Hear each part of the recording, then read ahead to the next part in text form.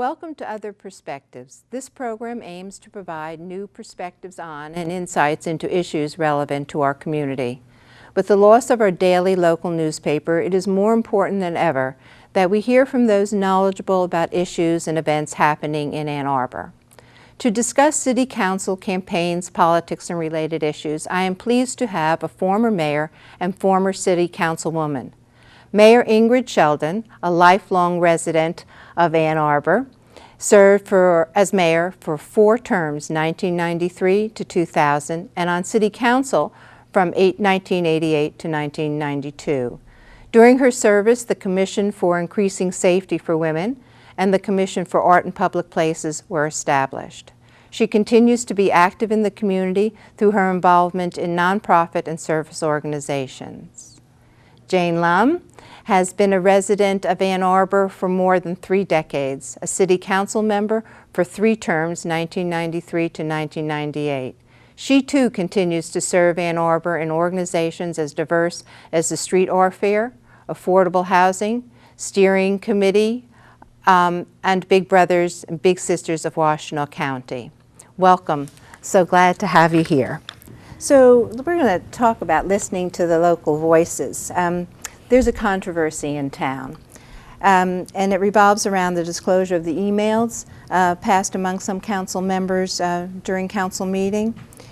Comments on this have ranged from "this is unimportant" and "just kidding" to more serious view of a lack of ethical and civility standards, even perhaps legal questions on some emails. What is your view of the importance of these revelations, Ingrid? I think it's kind of sad to be able to use technology for kind of a very flippant, frivolous manner. I will admit I probably leaned over to whoever was sitting next to me on occasion just to kind of either say something, find out what they were thinking on an issue. There are other ways that you can stop the meeting, recess it officially, go out into a hallway, talk to a colleague. I think that's a very appropriate kind of way to conduct business. And then reflect, come back in, open the meeting up again, and debate and discuss.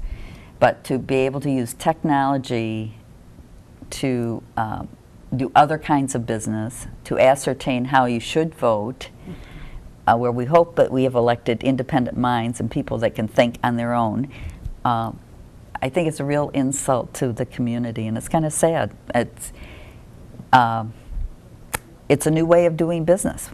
We did not have that kind of technology before. We just sort of had to struggle on our own by raising our hands and say, "Council member, what did you really mean?" Yeah, I mean, we weren't passing around notes, and and I find it sad and troublesome. I really do.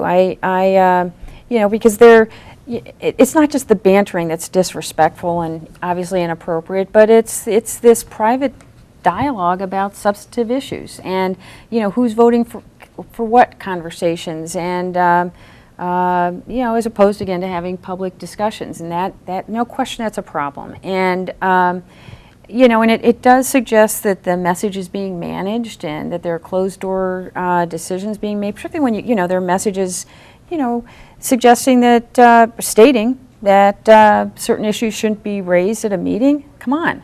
That's nonsense, and it's really, really troublesome. So again, it's not just about electing people of diverse views. It's about ensuring again that all aspects of an issue, all possible solutions are discussed and discussed openly.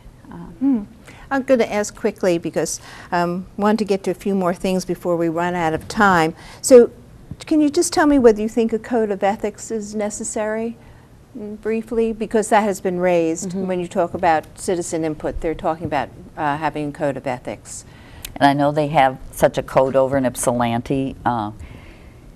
It's requires a lot of work and effort to get it established, and I suppose it's kind of sad where you have to have a formal code. You would hope that you were electing the best people that would be able to operate in the mainstream of thinking and thought and how they did business. But if you have to be reminded, it's like speed bumps, you know. Sometimes a speed bump, though very probably not necessary, is there to remind somebody about how you might be driving a little too fast. So It's a good analogy. I mean, it's a sad commentary. It really is. So And we might need one. Is that what you're it will take, suggesting? but it's going to take the will of the council to be upset about their own department, that they feel that it is necessary that they have a structure to work within. I know it was a very, very big issue for Cheryl Farmer in Ypsilanti. One of the reasons that she ran for mayor. So she made certain that it happened there. Right. I just want to add that the Open Meetings Act is slightly different. Is not an Open Meetings Act doesn't really, it talks about the rules for having a meeting and what needs to be recorded and people need to be notified, which seems to me to be a little different than an ethics. Oh, very definitely. Right, yeah, because very some on definitely. council have said we don't need it because we have the Open Meetings Act, but it seems to be different. a little different. So, in our last few minutes, I'd like some final thoughts. Can you what do you see as the most pressing issues facing our city? Can you give me your top 3 that you would say is? Well, as with the country, it's financing. The millage, having sufficient funds to run government, or if the revenue is not there, what are going to be the services that the city is providing for its residents. It's unfortunate that it always kind of revolves around that dollar sign we're seeing at the national level and the state level about, you know, making those really tough, hard choices. We're very privileged to have had sufficient revenues to do whatever we really wanted to do. Been able to reduce tax rates and provide kind of a quality of life for our residents that was not necessarily duplicated in other places. It makes us a very attractive place to want to live.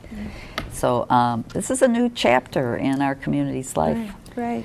yeah, financial challenges, that's certainly, I think that would be what I would consider a top issue confronting our community, like so many other communities. We've been very fortunate here in Ann Arbor. You know, our revenues have been healthy for decades, very healthy, in fact. But this year, you know, they're generally challenged. But to meet those challenges, I think it all again circles back to just having greater citizen engagement.